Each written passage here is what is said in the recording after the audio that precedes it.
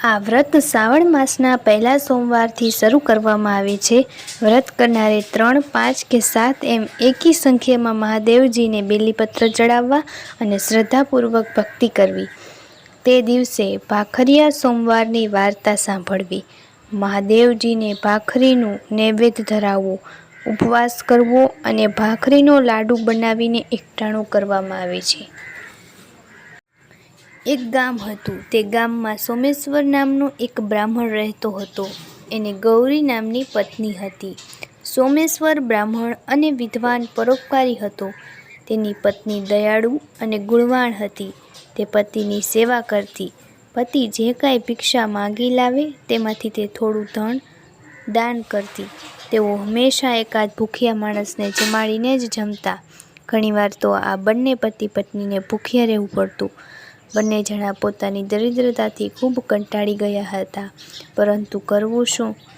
એક દિવસ તો બ્રાહ્મણને કાંઈ જ ભિક્ષા મળી નહીં, એટલે બ્રાહ્મણી મૂંઝાયા કે આજે ભૂખ્યા માણસને ખવડાવશું શું?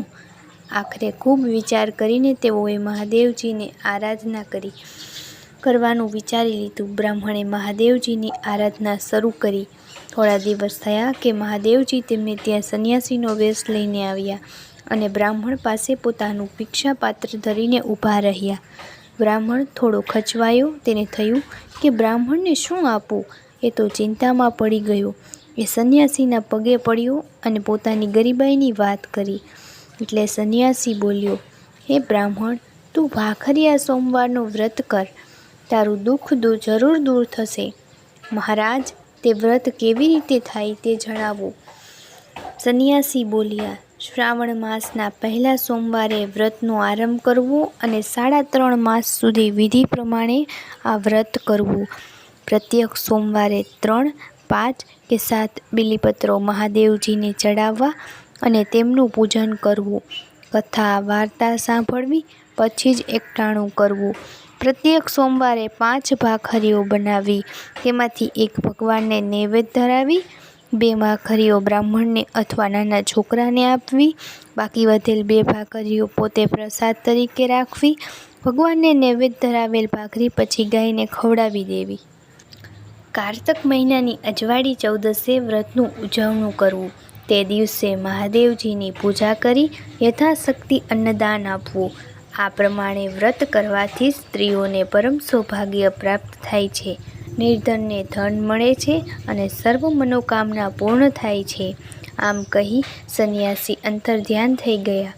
બ્રાહ્મણ અને બ્રાહ્મણીએ શ્રદ્ધાપૂર્વક ભાખરિયા સોમવારનું વ્રત શરૂ કર્યું.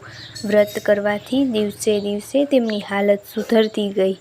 કારતક મહિનાની અજવાળી ચૌદસે વ્રતનું ઉજવણું કર્યું. ભાખરિયા સોમવારના વ્રતથી બ્રાહ્મણી થોડો વખતમાં જ સુખી થઈ ગયા અને આનંદમાં દિવસો વિતાવવા લાગ્યા. હે ભોળાનાથ, ભાખરિયા સોમવારના વ્રતથી જેવા બ્રાહ્મણીને ફળ્યા, તેવા વ્રત કરનાર અને કથા સાંભળનાર સૌને ફળજો. તો કોમેન્ટમાં લખી દો હર હર મહાદેવ. ચેનલમાં નવા હોય તો સબસ્ક્રાઈબ કરી દો. ધન્યવાદ.